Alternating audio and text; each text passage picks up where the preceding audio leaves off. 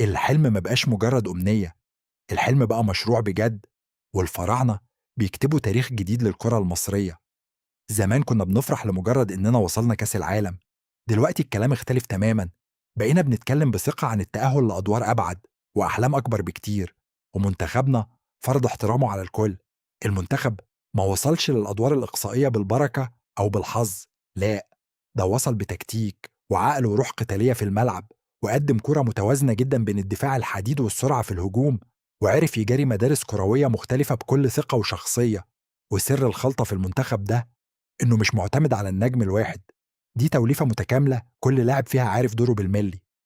محمد صلاح هو القائد اللي بيدي الثقة للرجالة في الأوقات الصعبة، وعمر مرموش بيدي السرعة والجرأة، وإمام عاشور ضابط إيقاع نص الملعب بروح المقاتل.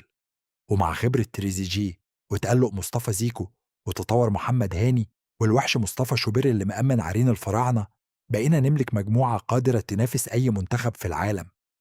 المواجهة الجاية قدام أستراليا مش هتبقى سهلة أكيد، بس برضه مش مستحيلة. الجيل ده أثبت إنه ما بيخافش من الضغط، وإنه بيلعب بقلبه قبل رجليه عشان خاطر اسم مصر.